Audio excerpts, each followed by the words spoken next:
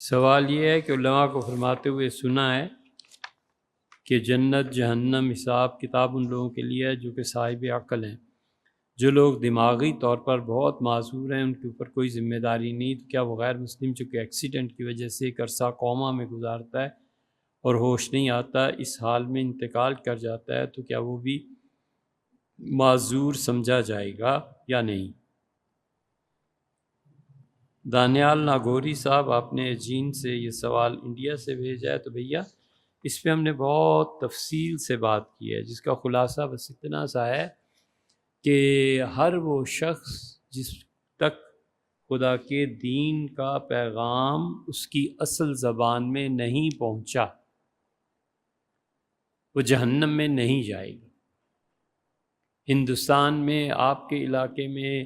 Australia میں، England تو خیر کم ہے، امریکہ میں، کہیں بھی، افریقہ کے جنگلات میں ایک بچہ پیدا ہوا، اسے اسلام کا پیغام اس کی اپنی زبان تک پہنچے ہی نہیں، 15 سال کی عمر تک نہیں، 20 سال کی عمر تک اسے پیغام پہنچے ہی نہیں، تو اب کیوں وہ جہنم میں جائے گا؟ وجہ اس تک تو پیغام ہی نہ پہنچا۔ اس مسئلے میں ہم نے ماتریدیہ کی بجائے اشاعرہ کا مسلک لیا ہے، اور یہ حضرت مجدد الفسانی سرہندی رحمۃ اللہ نے بھی اس مسئلے میں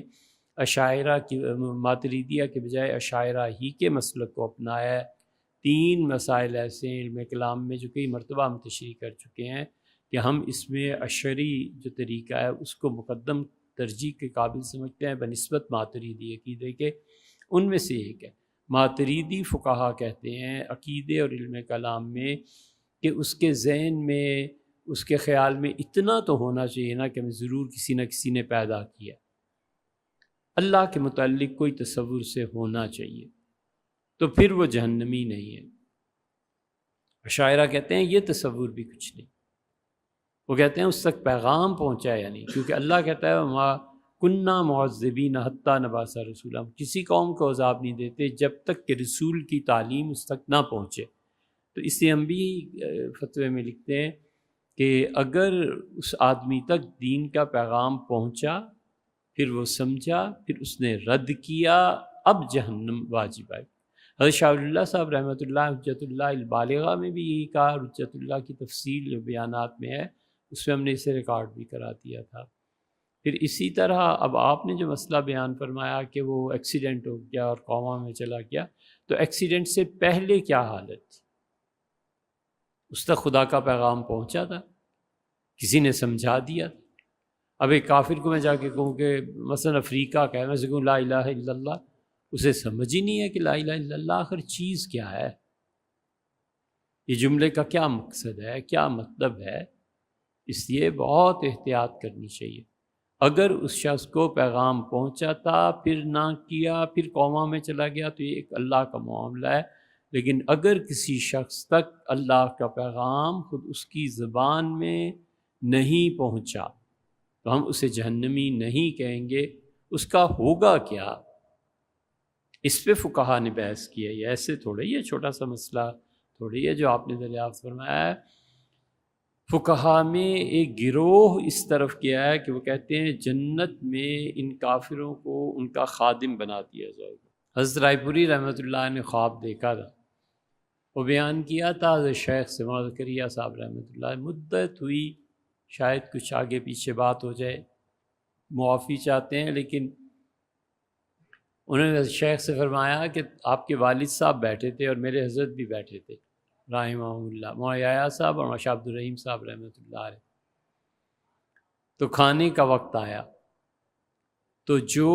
گلی محلے میں ہندو بچے تھے نا، وہ بھاگتے پھر رہے تھے، کھانا ان کے سامنے رکھ رہے تھے، اور مجھے کھانا کھانے نہیں دیا،